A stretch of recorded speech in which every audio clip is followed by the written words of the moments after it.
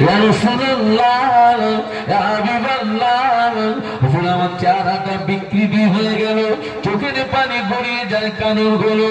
ইয়া রাসূলুল্লাহ, আমি জিবরাইল এই মুহূর্তে আল্লাহ পাকের জাহান্নাম থেকে ঘুরে আসলাম, আল্লাহ পাকের জাহান্নাম থেকে ঘুরে আসলাম। আল্লাহ জাহান্নাম এত শক্ত জায়গা, আল্লাহ জাহান্নাম আর আগুন এত কঠিন। ওই জাহান্নামকে পরিদর্শন করার সঙ্গে সঙ্গে আমার চেহারাটা বিকৃতি হয়ে গিয়ে আমার চোখের পানি গড়িয়ে যায়।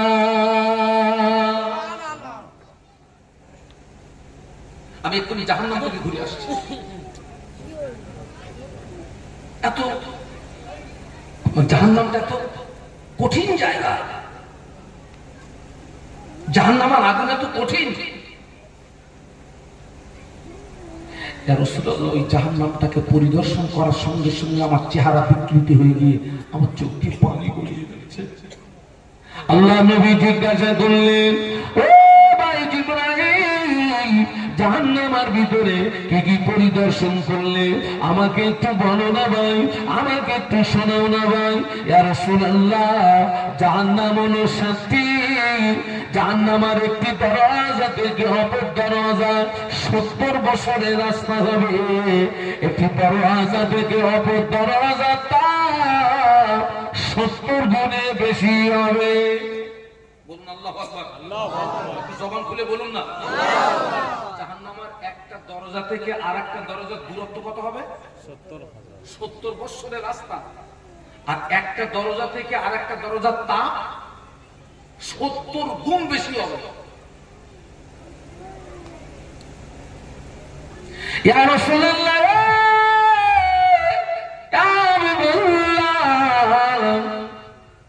আল্লাহ পাক ওই জাহান্নামের আগুনকে আল্লাহ সর্বপ্রথম 1000 বছর জ্বালালেন।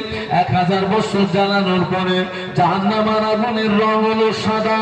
আল্লাহ আবার 1000 বছর জ্বালান। 1000 বছর জ্বালানোর পরে জাহান্নামের আগুনের রং হলো লাল। আল্লাহ আবার 1000 বছর জ্বালান। 1000 বছর জ্বালানোর পরে জাহান্নামের আগুনের রং হলো কালো। ইয়া রাসূলুল্লাহ, জাহান্নামের আগুন এত কালো, জাহান্নাম যারা জাহান্নামী হবে আঙুলের মতো পাশাপাশি দাঁড়িয়ে থাকবে। কিন্তু না না, জাহান্নামের আগুন এত কালো হবে আঙুলের মতো পাশাপাশি দাঁড়িয়ে থাকা সত্ত্বেও একে অপরকে দেখতে পাবে না। বলো আল্লাহু আকবার।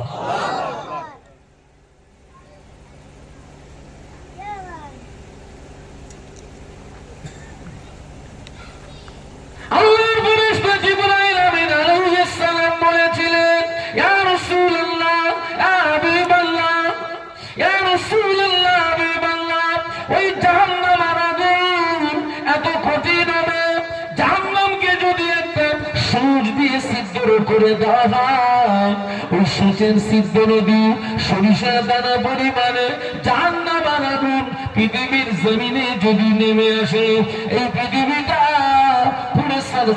হয়ে যাবে। ইয়া রাসূলুল্লাহ, জাহান্নামীদের যে পোশাক হবে ওই পোশাকটাকে নিয়ে আসমান এবং জমিনের মাঝখানে যদি ঝুলিয়ে দেওয়া হয়, জাহান্নামীদের পোশাকের তাবে তামাম পৃথিবীর মানুষ মারা যাবে। আল্লাহু আকবার। ওই নাফরমান বান্দার গায়ে কিসের পোশাক? জাহান্নামের পোশাক। কিসের বিছানা? জাহান্নামের।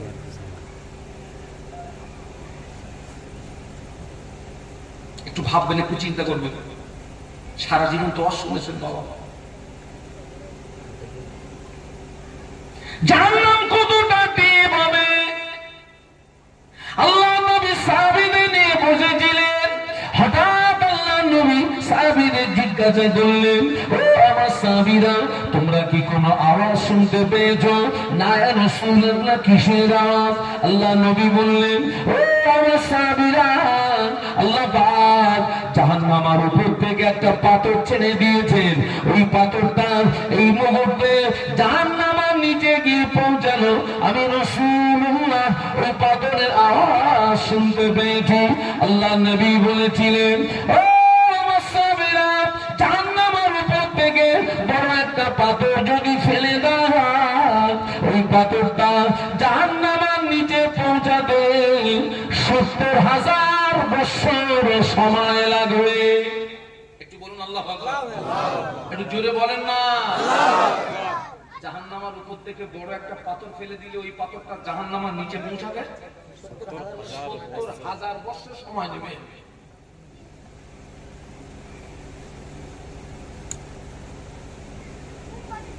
বেশি বেশি দোয়া করবেন, আল্লাহুম্মা আজিরনি মিনান নার। একটু বেশি বেশি দোয়া করবি, আল্লাহুম্মা আজিরনি মিনান নার। মায়েরা, কোঁচ ফলের মায়েরা, অধিকাংশ মায়েরা নামাজ পড়ে না। আমি জানি না আপনাদের এলাকার মায়েদের অবস্থা কি। অধিকাংশ মায়েরা নামাজ পড়ে না। আল্লাহ নবী মেরাজের রাতে জাহান্নাম পরিদর্শন করেছিলেন, রাসূল দেখেছিলেন মেয়েরা বেশি বেশি জাহান্নামী। কারা গো? মেয়েরা।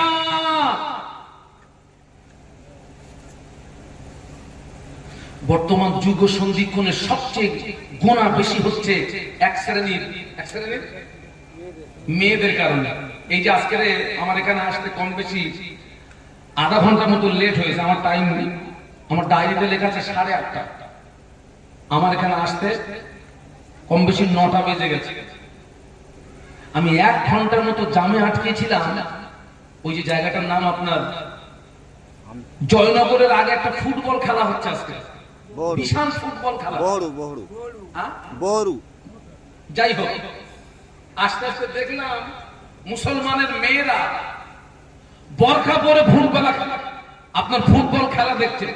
বরখা পরে যারা বরখা পরে ফুটবল খেলা দেখতে গেল, ও বরকার ইজ্জত থাকলো না ইজ্জত নষ্ট হলো। অনেকে তো বরখা পরে সিনেমার হলে যায়, বলছে পর্দার সঙ্গে গেছি তো। ওরে শয়তান,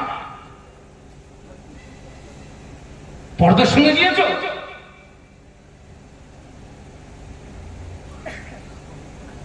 জাহান্নামকে মনে করো, স্মরণ করো। আল্লাহ আমাদেরকে হেদায়েত দান করুন, আল্লাহুম্মা আমিন। জোরে বলুন আল্লাহুম্মা। সমাজের মানুষজন সব কিরকম একটা হয়ে গেছে ভাই, আলেমরা আমাদের কথা এখন আর কেউ শোনে না, দাম দেয় না আমাদের। আমি এমন মাহফিল করেছি, এরকম মাহফিলের পাশে বাঁশ গাছের ঝাড়, আর ওই বাঁশ গাছের কুঞ্চিতে হারকেন টানা। হারকেন চেনেন তো? হারকেন টানা মাহফিল হচ্ছে। সে মাহফিলের একটা গুরুত্ব ছিল, মর্যাদা ছিল। আর এখন লাইট যত বেড়েছে, মাহফিলের গুরুত্ব তত। হারকেন জানিয়ে মাহফিল, আর খুব বেশি বড় মাহফিল হলে হ্যাঁচাক লাইট। হ্যাঁচাক এখন আর পাওয়া যায় বাবা? এখন তো কিছু কিছু আপনার মাহফিল হচ্ছে 3 কিলোমিটার দূর থেকে লাইট। কত কিলোমিটার গো? 3 কিলোমিটার। ওটা অপচয়। আল্লাহ আমাদেরকে হেদায়েত দান করুন, আল্লাহুম্মা আমিন। কোন কথা বলতে এই পর্যন্ত এসেছি, অর্জন হারিয়ে ফেলবেন না। আল্লাহর ভয় থাকলে কবরের ভয় থাকবে।